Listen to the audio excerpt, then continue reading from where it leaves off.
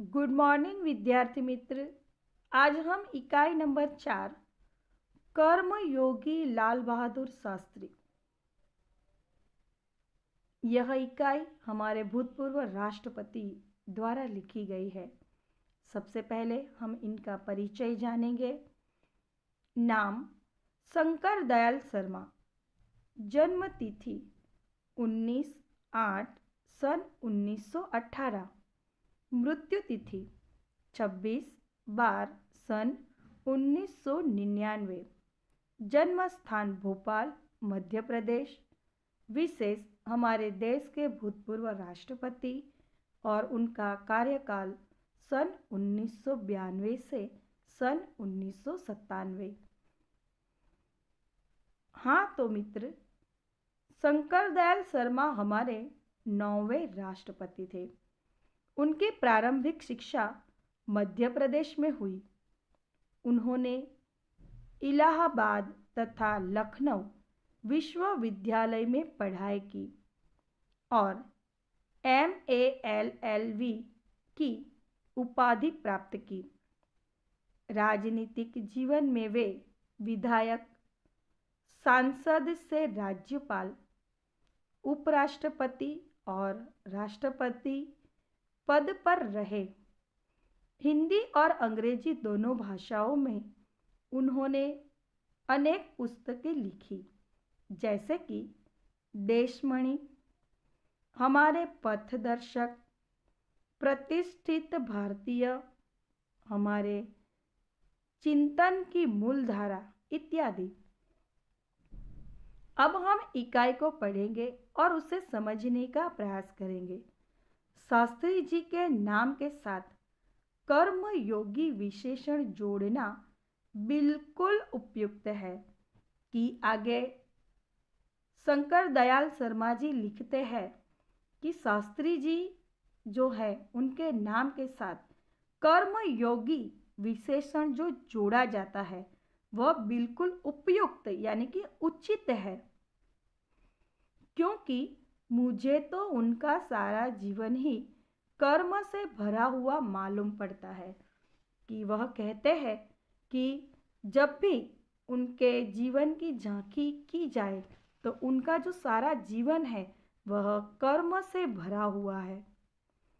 शास्त्री जी सामान्य परिवार से ऊपर उठकर देश के प्रधानमंत्री के जिस महत्वपूर्ण पद तक पहुँचे, उनका रहस्य उनके कर्मयोगी होने में ही छिपा हुआ है। कि शास्त्री जी एक सामान्य परिवार से आए हुए थे और हमारे देश के वह मुख्यमंत्री बने, तो उनका जो ये कर्म है, यह कर्म से ही हमें मालूम पड़ता है कि वह एक कर्मयोगी है, जो भाग्य पर भरोसा करके बैठे रहते हैं और अचानक कभी सफलता मिल जाती है। बल्कि वे उन लोगों में से थे जिनको अपनी हथेली की लकीरों से ज़्यादा अपने चिंतन और कर्म की शक्ति पर अधिक भरोसा होता है। कर्म में मानने वाले थे, वह उनमें से नहीं थे जो अपने हथेली की लकीरों पर विश्वास करते हो। वह कर्म की शक्ति को ज़्यादा मानते थे और वे क्रमशः अपने जीवन का रास्ता बनाते हुए आगे बढ़ते। कि वह हमेशा कर्म के द्वारा अपने जीवन का रास्ता बनाते हुए आगे बढ़े। शास्त्री जी के लिए कर्म ही ईश्वर था और इसके प्रति बिना किसी फल की आशा किए संपूर्ण भाव से समर्पित रहते थे। कि शास्त्री जी कर्म पर आस्था रखते थे कि वह कोई भी अगर कार्य करते थे तो वह कभी भी फल की आशा नहीं रखते थे। यहाँ तक कि जब भी उन्हें फल की प्राप्ति के अवसर मिले तब भी उन्होंने उसको हमेशा उपेक्षित दृष्टि ही रखी। कि जब भी वह कोई कार्य करते और उसका फल उन्हें प्राप्त होता तो वह सदैव ही उसे उपेक्षा की दृष्टि यानी नज़र से वे देखते थे। उनका जीवन दर्शन गीता के निष्काम कर्म के प्रति रूप था कि उनका जो समर्पण भाव था, उनका जो सारा जीवन था, जो जीवन पर्यंत उन्होंने कार्य किए, वह गीता के उपदेश की तरह निष्काम कर्म योगी के रूप में ही सदैव रहे थे। इसीलिए मैं समझता हूँ कि उन्हें केवल कर्म योगी के बजाय निष्काम कर्म योगी कहना ही अधिक उपयुक्त होगा, कि हम सिर्फ उन्हें कर्म योगी नहीं कह सकते, मगर निष्काम कर्म योगी कहना ज़्यादा उचित रहेगा। ये 3 बातें मुझे उनके संपूर्ण चरित्र, अपने उद्देश्य के प्रति दृढ़ आस्था, उस उद्देश्य को प्राप्त करने के लिए कर्म का भाव तथा उस कर्म के प्रति संपूर्ण समर्पण, ये 3 बातें मुझे उनके संपूर्ण चरित्र तथा जीवन दर्शन में दिखाई दी कि वह हमेशा 3 बातों पर अपने कर्म करते थे। कौन सी वह 3 बातें? कि अपने कर्म करना, कर्म पर आस्था रखना और संपूर्ण कर्म के अधीन हो जाना, अपने आप को समर्पण कर देना। ये 3 बातें जो थी वह उनके संपूर्ण जीवन में हमें दिखाई दी। अपने एक भाषण में उन्होंने इसी तरह के विचार व्यक्त करते हुए कहा था कि यहाँ तक कि भले ही आप राजनीतिक क्षेत्र या सामाजिक क्षेत्र या किसी भी अन्य क्षेत्र में कार्य करते हैं, यदि आप उनमें सफल होना चाहते हैं, अपने दायित्व को पूरी तरह से निर्वाह करना चाहते हैं, कि आगे शास्त्री जी हमें समझाते हैं कि अगर आप कोई भी कार्य करना चाहते हो, उनमें सफल होना चाहते हो, तो आपको अपने जो दायित्व है, जो आपकी जो जिम्मेदारियां है, उस जिम्मेदारियों को पूरी तरह से निर्वाह करना पड़ेगा। जिम्मेदारियों को निर्वाह करना यानी कि निभाना पड़ेगा। तो आपके कार्य और समर्पण तथा भक्ति और कर्म के समन्वय होना चाहिए, कि आपका जो कार्य है उस कार्य में सदैव भक्ति और समर्पण भाव होना आवश्यक है।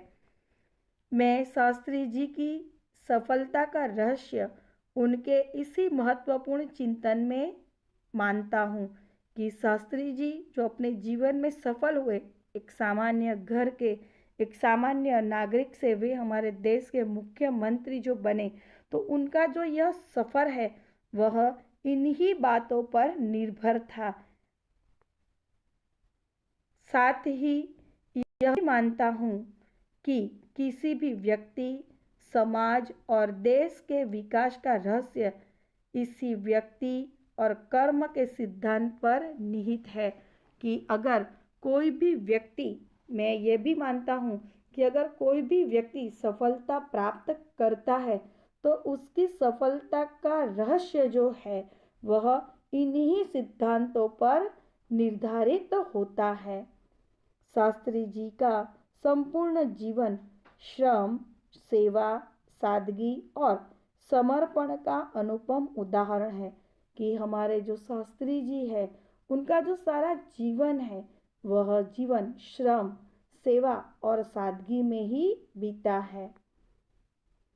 उनके ये गुण केवल उनके कार्यों और विचारों में ही अभिव्यक्त नहीं होते थे, बल्कि उनको देखते ही इन सभी भावों का एहसास हो जाता था। कि शास्त्री जी जो हमें सिखाते थे कि जीवन में श्रम, सेवा और सादगी, समर्पण भाव होना चाहिए, तो वह मात्र अपने विचारों को व्यक्त नहीं करते थे, मात्र बोलते नहीं थे, मगर उनको देखते ही उनके समग्र जीवन दर्शन में अगर हम देखें तो ये सारी बातों का हमें एहसास हो ही जाता था। उनके अपने व्यक्तित्व में विचार का अनोखा समन्वय था, कि उनका जो समग्र व्यक्तित्व था उनके वही व्यक्तित्व में हमें ये सारी बातों का समन्वय हमें दिखता था।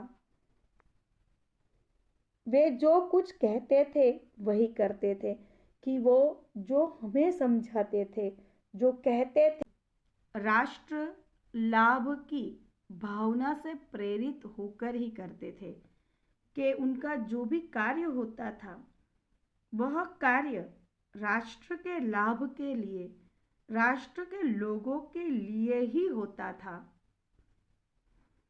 मुझे लगता है कि यह उनके चरित्र की एक बहुत बड़ी विशेषता थी, कि आगे लेखक शंकर दयाल जी लिखते हैं कि मुझे लगता है कि उनके चरित्र की सबसे बड़ी विशेषता यानी गुण था कि वो जो कहते थे वह करते थे, और वो भी अपने राष्ट्र के हित के लिए करते थे,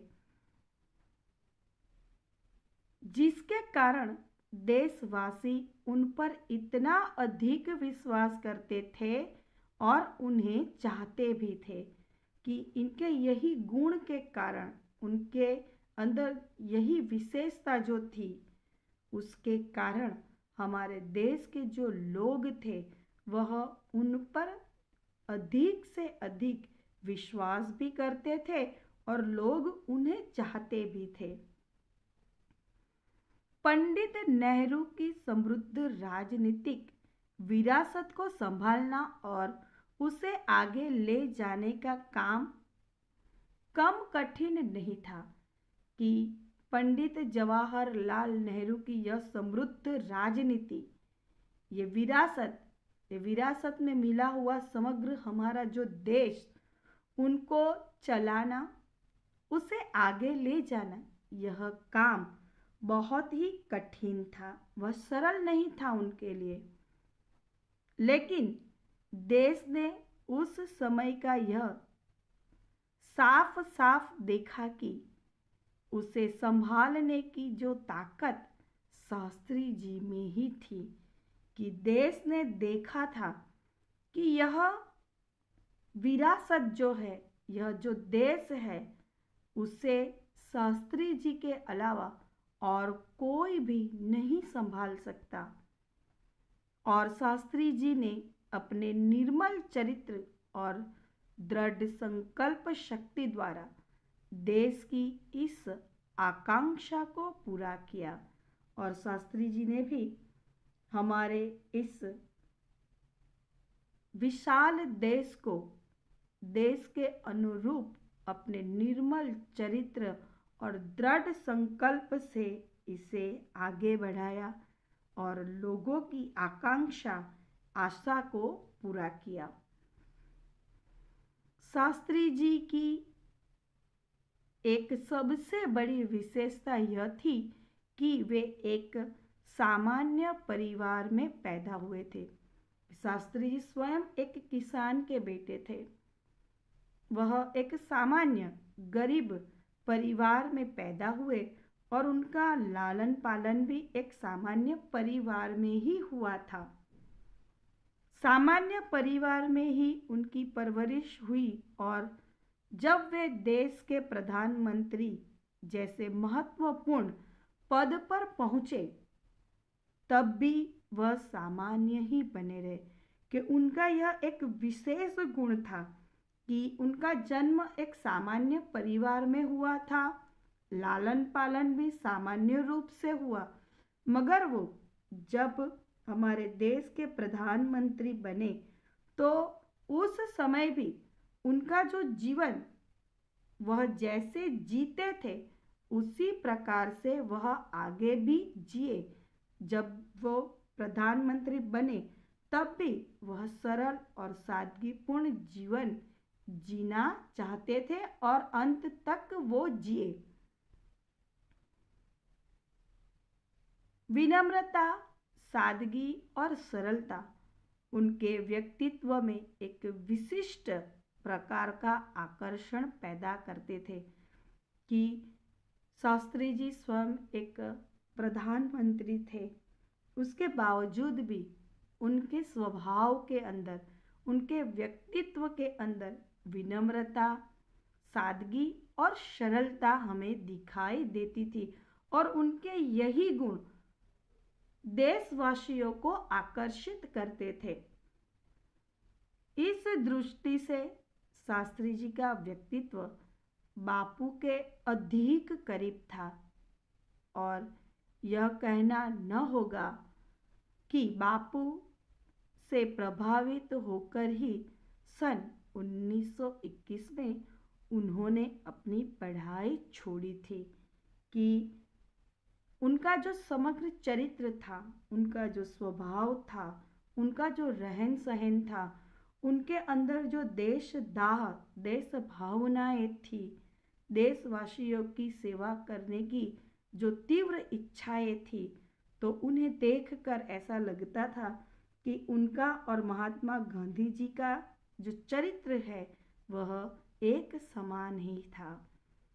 और ये बात भी हम नहीं झुकला सकते कि बापू से ही प्रभावित होकर सन 1921 में उन्होंने अपनी पढ़ाई छोड़ दी थी।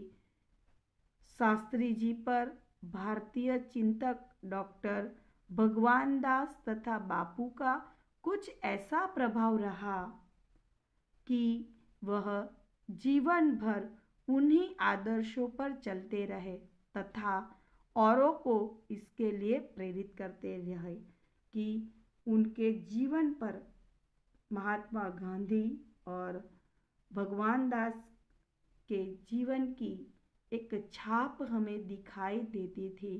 जीवंत पर्यंत ये इन लोगों के आदर्शों पे चले और हमें भी प्रेरणा देते रहे। शास्त्री जी के संबंध में मुझे बाइबल की यह युक्ति बिल्कुल सही जान पड़ती है कि विनम्र ही पृथ्वी के वारिस होंगे, कि बाइबल में लिखा है, एक युक्ति लिखी है कि विनम्र ही पृथ्वी के वारिस होंगे। यह युक्ति शास्त्री जी पर सही मायने में उनके चरित्र से जुड़ी हुई थी। शास्त्री जी ने हमारे देश के स्वतंत्रता संग्राम में तब प्रवेश किया था जब वे एक स्कूल में विद्यार्थी थे और उस समय उनकी उम्र 17 वर्ष की थी कि शास्त्री जी गांधी जी से प्रेरित होकर हमारे देश के स्वतंत्र संग्राम में जुड़ गए और उस समय वह एक स्कूल के विद्यार्थी थे और उनकी उम्र केवल 17 साल ही थी। गांधी जी के आह्वान पर वे स्कूल छोड़कर बाहर आ गए।